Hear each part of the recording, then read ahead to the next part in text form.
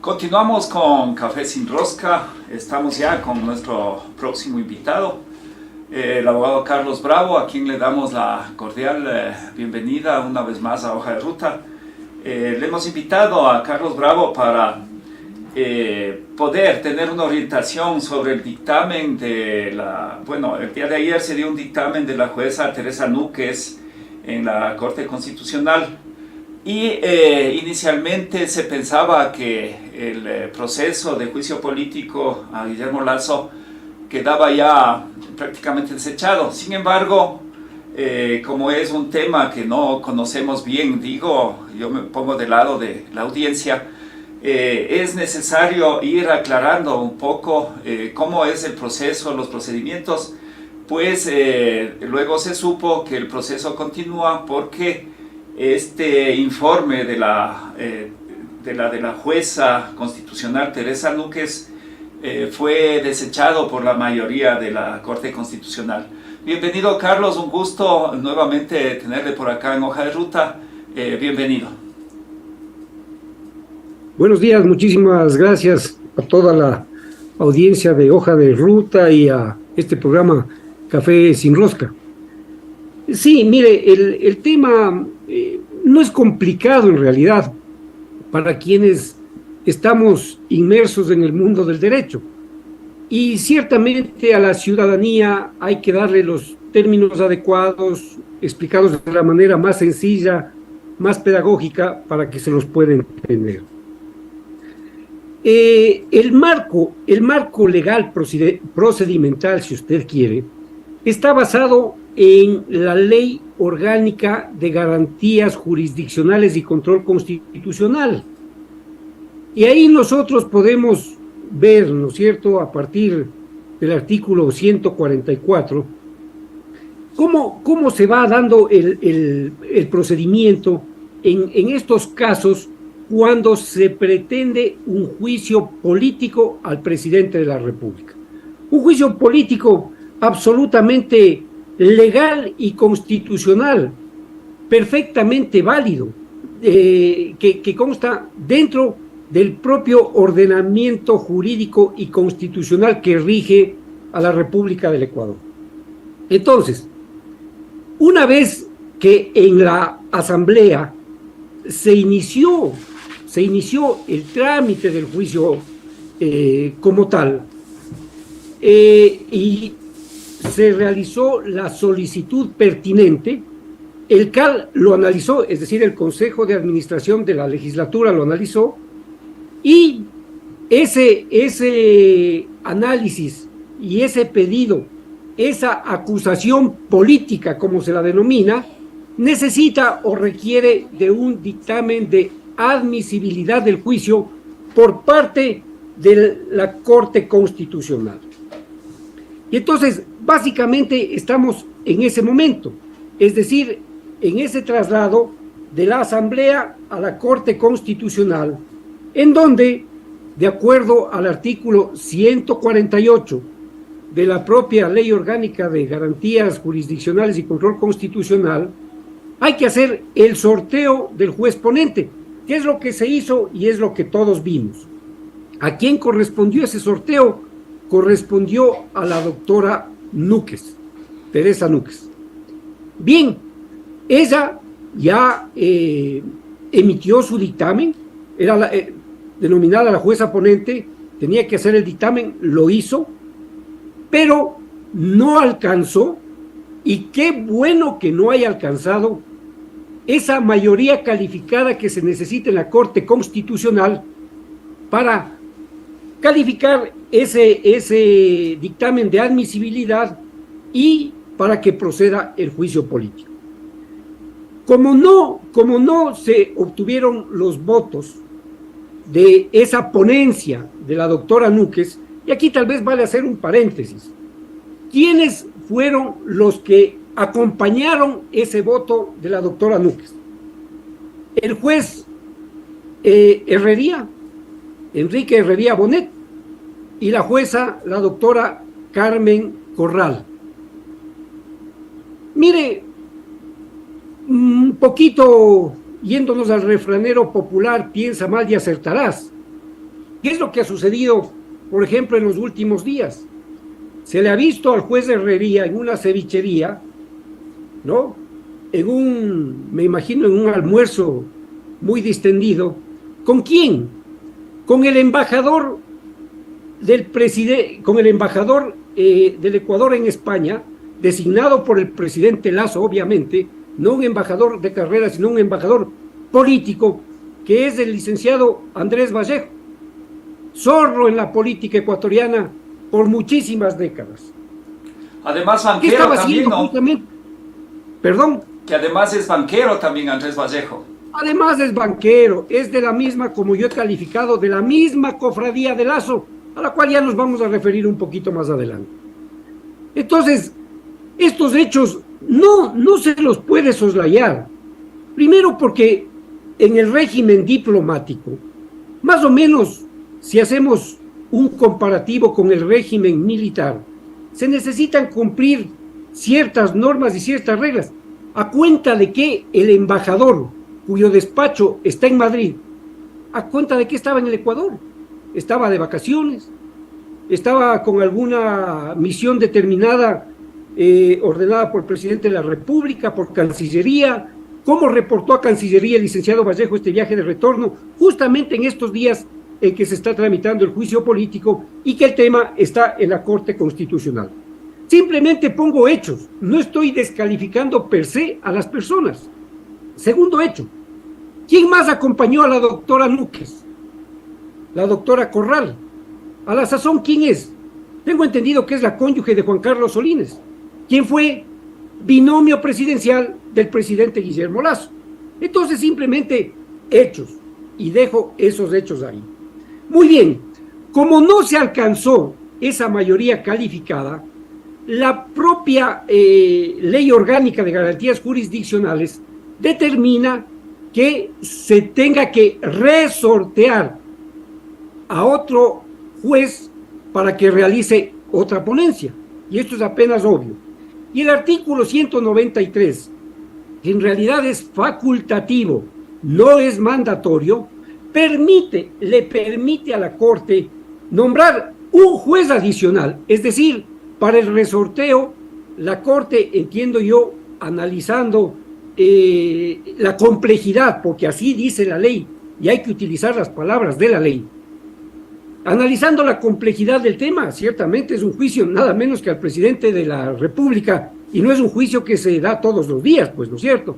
Entonces, ha nombrado a dos jueces para que hagan este proyecto, porque en realidad es un proyecto de dictamen para la admisibilidad del juicio político. ¿Quiénes son estos jueces? Entiendo que el uno es el doctor Richard Ortiz y el otro juez es el presidente de la Corte Constitucional, el doctor Ali Lozada. Y ahí, si usted me va a permitir, y su audiencia, que yo haga un capítulo aparte, cortito pero muy preciso, sobre el doctor Ali Lozada.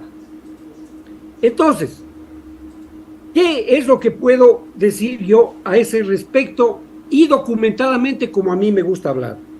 Me voy a referir a la sentencia número 1035-12-EP-20, cuyo juez ponente es el doctor Ali Lozada Prado.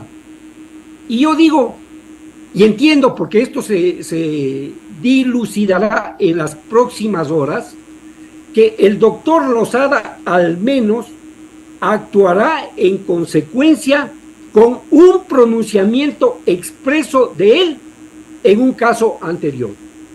Y entonces yo voy a leer para su audiencia, para todos quienes nos están escuchando y viendo por este medio alternativo tan importante como es Hoja de Ruta, y voy a leer el párrafo 19 de esa sentencia número 1035 a la que me he referido.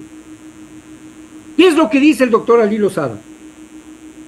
En opinión de la Corte, en cambio, el precedente horizontal, y ya voy a ir explicando, el precedente horizontal autovinculante es una necesidad racional y jurídica. Dicho vinculatoriedad quiere decir que el fundamento, centralmente la ratio decidendi, en cuya virtud una decisión judicial ha sido tomada por los jueces que componen un cierto tribunal, y aquí viene lo fundamental, tomada por los jueces que componen un cierto tribunal, obliga a esos mismos jueces, cuando en el futuro, es decir, en el caso que nos encontramos actualmente, tuvieran que resolver un caso análogo, de manera que dichos jueces pueden apartarse de su propio precedente solo si lo justifican suficientemente. Esto es así porque, si bien un juez resuelve casos singulares, debe universalizar el fundamento de sus decisiones para casos análogos futuros. Resultaría irracional y contrario al derecho fundamental, a la igualdad formal, y aquí él pone un ejemplo que es muy importante y clarifica muchísimo el tema. Si un juez que en el caso A ha dicho que debe hacerse X, por darse las circunstancias 1, 2 y 3, posteriormente, en el caso B, sostuviera lo contrario ante esas mismas circunstancias y sin justificar su cambio de opinión, entonces esto no correría. Voy a desmenuzar este párrafo que lo ha escrito el doctor Ali Lozada en la sentencia que me he referido, y que en definitiva él habla del precedente horizontal, es decir, las mismas decisiones que dicta la misma Corte Constitucional, porque por lo general la jurisprudencia no es un precedente horizontal per se, sino más bien vertical, porque es la Corte Nacional de Justicia, por ejemplo, en la justicia ordinaria, la que crea los precedentes jurisprudenciales. Pero los mismos jueces de una sala, cuando han dictado una resolución o un fallo, ellos ya dejan un antecedente de su criterio. Es decir, ellos ponen en el documento, en el papel, en su fallo, lo que ellos piensan y han decidido sobre un determinado caso. Y cuando hay un caso análogo, como en este asunto del juicio político al presidente, que es nada más que un dictamen de admisibilidad, ya hay pronunciamientos en ese sentido. Entonces, para el doctor Ali Lozada, estimo yo que si tomamos en cuenta esta resolución dictada por él mismo, obviamente lo que hará es un proyecto de admisibilidad del juicio político. No queda otra forma, no le queda otra forma, a no ser de que quiera él contradecir los mismos principios que él ya los ha sostenido anteriormente. Entonces, eso es fundamental. Y yo creo que una vez que se produzca la votación, todavía no estamos seguros, obviamente, porque irá a votación del Pleno de la Corte Constitucional esos proyectos, y ahí con una mayoría calificada, que son las 2/3 partes, es decir, 6 de los 9 integrantes, con 6 votos tendría que aprobarse. Bien, doctor Bravo, a ver, primero lo primero.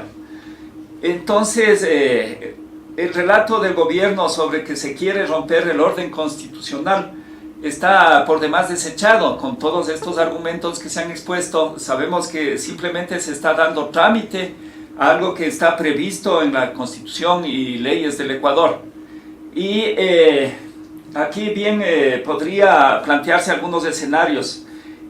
Según su criterio, ¿cuáles son estos posibles escenarios en la decisión del Tribunal Constitucional? Bueno, es que tenemos solo dos escenarios, ¿no es cierto?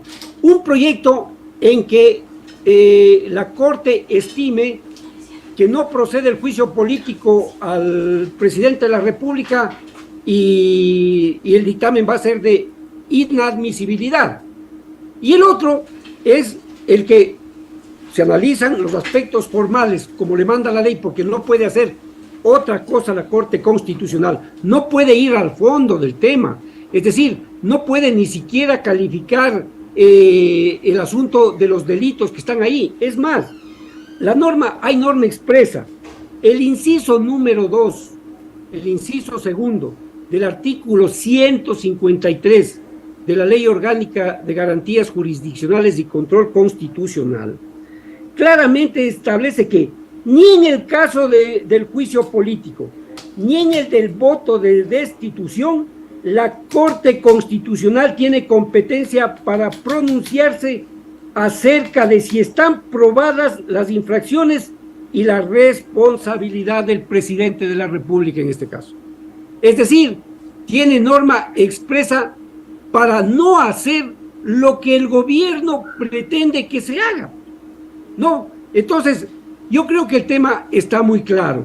Para hablar de manera general, podemos ubicar a esta crisis en 5 escenarios, como yo los pongo. Por parte de la Asamblea existen 2 escenarios. El uno es el juicio político, que ya vemos cómo está avanzando, y el otro escenario es lo que se llama la muerte cruzada, es decir, la destitución del presidente de la República, pero por parte de la Asamblea Nacional. ¿No es cierto? Otros 2 escenarios más por parte de la función ejecutiva, es decir, por el presidente de la República. El primero, la renuncia del presidente, la renuncia voluntaria del presidente. Pero claro, como he dicho yo ya en anteriores ocasiones, quien renuncia es alguien que tiene honor, y desde mi punto de vista, el presidente de la República carece de honor, absolutamente, y entonces él no va a renunciar. El segundo escenario por parte de la función ejecutiva también es la muerte cruzada, pero originada en el Ejecutivo hacia la Asamblea Nacional. Es decir, lo que comúnmente se conoce como la muerte cruzada, y que es la posibilidad que tiene el presidente de la República para disolver la Asamblea Nacional y también para que se convoque a elecciones anticipadas para la conclusión de los periodos que faltasen. Y la quinta opción que en la clasificación que yo hago es la revocatoria del mandato, que más bien ese es un tema más tedioso, más largo, y que estaríamos abocados a las decisiones del órgano electoral, ¿no es cierto? Entonces, esas son las posibilidades constitucionales que existen. No podemos irnos a esas trasnochadas declaraciones de por ahí algún ex legislador que insinúa que más bien debería ser no una especie, no, un golpe de Estado, y que sean los militares los que deban asumir el poder. Eso no lo podemos aceptar por ningún concepto. Es una barbaridad del tamaño de una catedral. Así que yo creo que el procedimiento que se ha adoptado es el correcto, y esperemos en las próximas horas que haya ese dictamen de admisibilidad y se continúe el juicio político en la Asamblea Nacional, en donde el presidente de la República tiene, y eso deberían, un asesor de medio pelo le debería asesorar, tiene la oportunidad histórica de ir ante la Asamblea Nacional y demostrar ahí sus verdades, pues. Ahí, ante el Pleno, que diga, y obviamente que presente toda la prueba, porque no se le puede coartar su derecho a la defensa, y que ahí diga todo lo que tenga que decir, pues. Ahí que demuestre que lo que se le está diciendo son falsedades, lo que se le está imputando son falsedades. Pero ya vemos que eso será, como se dice vulgarmente, cuesta arriba para el presidente de la República, y yo creo que para él, desde mi punto de vista, las horas de su presidencia están definitivamente contadas. Bien, doctor, aquí quisiera hacer un paréntesis para más o menos pedir su criterio. Al parecer, el presidente de la República o el gobierno en sí no quiere asumir una defensa, porque lo que estamos, yo le comparo un poco con el fútbol, estamos viviendo es como que si los dos equipos que están para jugar la final, un equipo se dedica simplemente a hacer todo lo posible para que el equipo contrario no se presente a jugar la final y de esa manera ganar por no presentación del otro equipo. ¿Será que realmente el gobierno se quedó sin argumentos ante las denuncias que son contundentes de todo este entramado de corrupción, de líos con, por decirlo menos, con el narcotráfico? Porque realmente se nota una intención clarísima del gobierno, del presidente Lasso, de no acudir a defenderse. Y ya lo ha hecho en anteriores ocasiones. Acordémonos de el primer juicio político que se intentó plantear por los temas precisamente de paraísos fiscales, y el gobierno, el presidente definitivamente no quiere dar la cara. Bueno, sí, simplemente a manera aclaratoria, ya me voy a referir a su símil que me gustó del fútbol y la no presentación, pero la vez anterior no estábamos hablando del juicio político per se, sino de la destitución del presidente de la República como tal, ¿no es cierto?, por el tema que usted refiere, paraísos fiscales y todo lo demás. Pero bien, este gobierno, para mí, y lo digo sin ambajes, lo que tenemos es a un cuentero de presidente de la República. Y esto es una vergüenza. Yo escucho las arengas que se dicen ya casi por todo lado y están regadas al Ecuador, los permanentes abucheos del presidente de la República, lo que sucedió ayer en Alausí, para quien, dicho sea de paso, va toda mi solidaridad. Todo el Ecuador este momento tiene que ser Alausí, todo el Ecuador, y los ojos ahí para que esta tragedia, que además de esta tragedia va a tener y van a tener que aparecer los responsables, porque no es únicamente un factor de la naturaleza o es un embate de la naturaleza. Esto es un tema que se podía prever, es más, que ya habían todas las alertas tempranas para que se pueda prever esta desgracia. Y aquí deberán aparecer los responsables en este gobierno de las omisiones o de las acciones por omisión, ¿no es cierto? Aquí tendremos que analizar las teorías de la culpa, es decir, yo sinceramente no creo que haya dolo, pero sí culpa y verdadera culpa, y por eso tendrán que responder. Pero bueno, a lo que iba es un abucheo, pero bárbaro, al presidente de la República en Alausí. Y eso ya se escucha en todo el Ecuador.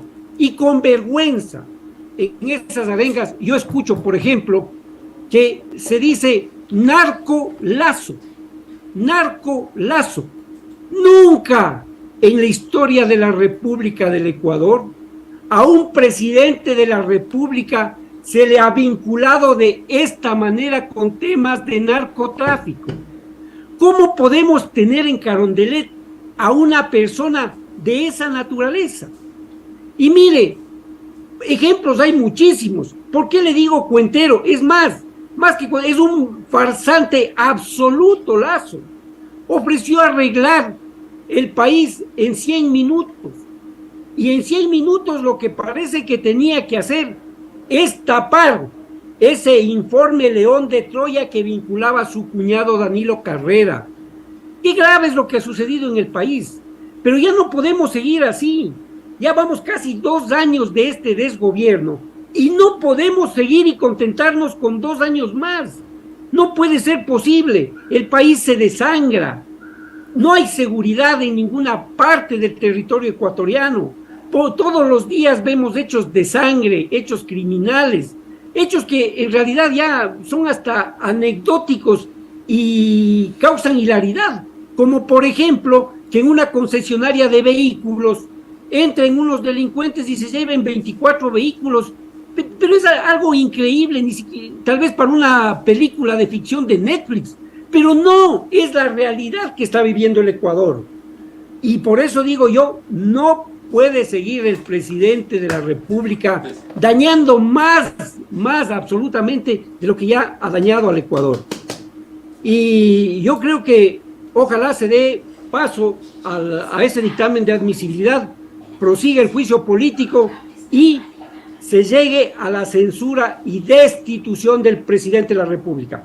Pero no solo eso, el presidente de la República tendrá que ser sentado en el banquillo de los acusados de la justicia penal ecuatoriana, porque hay una estructura criminal aquí y no podemos hablar, o más bien dicho, yo hablo al menos sin ambajes. Hay una estructura criminal liderada de lo que se ha visto ya en investigaciones por el gran padrino, su cuñado Danilo Carrera, ¿no es cierto? Donde aparece ahí un señor Cherres, en fin, señor entre comillas, pues no, simplemente por educación lo digo así, que están involucrados en toda esta trama de corrupción mafiosa, y muchísimos hechos más por los que tendrá que responder el presidente de la República, que están, claro, con este tema del juicio político, que es lo candente, que es lo máximo. Hay otros temas que están pasando un poquito de agache, ¿no? Como por ejemplo, ese banco decreto, no digo narcodecreto, digo banco decreto, que hace unos días dictó el presidente de la República. ¿Para qué? ¿Con qué objeto? Ese decreto que cambia el reglamento para que la Contraloría del Estado no pueda auditar dineros públicos de todos los ecuatorianos que están en ciertas instituciones privadas, financieras, en fin. Entonces, yo sí creo que a esos hechos, que en realidad en la práctica y para quienes conocemos el derecho no tienen ningún efecto, porque efectivamente un reglamento no puede irse en contra de una ley que jerárquicamente es superior y peor en contra de la Constitución de la República. Claro, al presidente de la República ni por asomo le habrán enseñado todo lo que significa la pirámide de Kelsen, en fin. Pero bueno, ese es otro tema. Lo cierto es que ese reglamento, ¿por qué lo dictó? ¿A quién quería favorecer? ¿O pensó el presidente que no nos damos cuenta? Porque ahí está toda la cofradía de sus amigos banqueros, y entre ellos sus banqueros íntimos amigos, el capo Roberto Isaías y William Isaías Dasum. Porque ese decreto también está dirigido a ellos, a favorecer a ellos. ¿Por qué? Porque en las empresas incautadas hay que analizar también aquellos dineros públicos que fueron a esas empresas incautadas que tienen un régimen privado, no un régimen público. Entonces, yo creo que todo ese diseño macabro que lo han venido haciendo, y no sé si están apretando el acelerador a fondo, sabiendo precisamente que tienen las horas contadas y están haciendo toda esta clase de trafacías. Pero finalmente, eso al final del día se averiguará, se investigará y las cosas volverán a su andarivel correcto y normal. Bien, Carlos, finalmente, ¿qué opinión tiene? Porque desde hace algún rato y cada vez que hay estos inconvenientes siempre se dice que el presidente ya tiene lista la muerte cruzada. Y bueno, en el imaginario de la gente está de que si el presidente de la República convoca a muerte cruzada, él podría quedarse gobernando 6 meses vía decreto. Pero se entiende que los decretos no pueden ser en todos los ámbitos. Entonces aquí sí quisiera que también nos ayude para aclararle a la audiencia en este posible escenario de una muerte cruzada convocada por el Ejecutivo, ¿qué podría y qué no podría hacer el presidente de la República? Ya, bueno, este tema también muy bien que lo toca y me parece que es fundamental, ¿no es cierto? El tema de la muerte cruzada con la que el presidente ha venido amenazando al Ecuador, digo yo al Ecuador, porque no es una amenaza a la Asamblea, pues al Ecuador, que ya tiene la muerte cruzada, que está siempre encima de su escritorio, que está lista para la firma y bla, bla, bla, bla, bla. Pero en este momento en que ya se tramita un juicio político, lo menos que significaría ese decreto de muerte cruzada es un acto desleal de Guillermo Lasso. Claro, a mí no me sorprendería tampoco. Ahora bien, de ese hecho puntual separemos. Ese decreto de muerte cruzada, el presidente de la República, o más bien dicho, está dentro de las facultades que la Constitución le otorga al presidente de la República. Pero tampoco es cuestión simplona ni de reduccionismo y decir yo tengo el decreto ahí. No, pues, y tiene que decir cuál es la causal. Así mismo como están exigiendo, ¿no es cierto? Como se le exige a la Asamblea, y eso está en la Constitución y en la ley, que se determine, pues, qué hechos, por ejemplo, en qué delitos del artículo 129 de la Constitución ha incurrido el presidente de la República. Ese artículo, que está dividido en 3 numerales, tiene 10 delitos por los cuales el presidente de la República podría ser llevado a juicio político. Y entre ellos los del numeral 2, que son los que ha analizado la Asamblea y por los que ha recabado y ha recolectado la prueba, que son el cohecho y el peculado. Entonces, si el presidente de la República en estos momentos emite un decreto de muerte cruzada, evidentemente la Asamblea tendrá que cerrarse y el presidente de la República tendrá que gobernar mediante decretos, leyes, decretos de urgencia económica, pero que luego tendrán que ser analizados por la Asamblea que se elija en las elecciones a las que se debe llamar con este decreto de muerte cruzada, que la ley establece que una vez que se lo publica, se lo haga en 7 días. Es decir, mientras se convocan las elecciones, yo creo que el presidente tendrá un periodo 5 o 6 meses más o menos para quedarse en Carondelet gobernando por decreto. Y ahí obviamente habrá que estar mucho más con los radares bien puestos, no esos radares que él dijo que los iba a controlar con una tablet. No. Aquí toda la ciudadanía tiene que estar atenta y vigilante de lo que haga Guillermo Lasso y su cofradía para el caso de que dicte la muerte cruzada.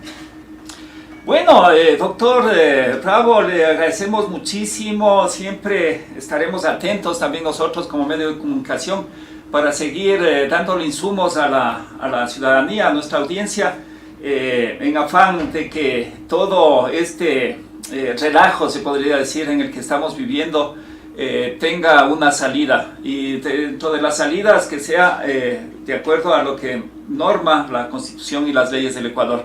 Finalmente, su despedida, una vez más agradeciéndole la presencia acá en Hoja de Ruta. Muchísimas gracias a ustedes, siempre para mí es un honor. Yo finalmente diría que los jueces constitucionales en este caso, y en este día, hoy día martes, están obligados a seguir como precepto obligatorio y vinculante las decisiones que ellos mismos adoptaron en el pasado. Y eso es lo que espera el pueblo ecuatoriano, que actúen con coherencia, con sindéresis, nada más. Eso es lo que aspiramos, que se prosiga con este juicio político que lleve a la destitución del presidente de la República y, como dije y reitero, y que además se lo debe sentar en el banquillo de los acusados en la justicia penal, porque eso es lo que corresponde. No es otra cosa ni es un invento. Así que aspiremos que vengan mejores días para el Ecuador, que superemos también estos embates hasta de la naturaleza con los que estamos siendo castigados, y que todos los ecuatorianos tengamos la fortaleza para seguir soportando al menos unos días más hasta que se acabe, como usted bien dice, este relajo en el que ha metido Guillermo Lasso al Ecuador. Muchísimas gracias por la entrevista, siempre me tienen a la orden. Muy buenos días.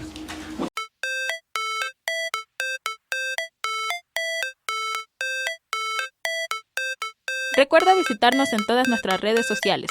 Hoja de Ruta Radio, escuchando a un mundo mejor.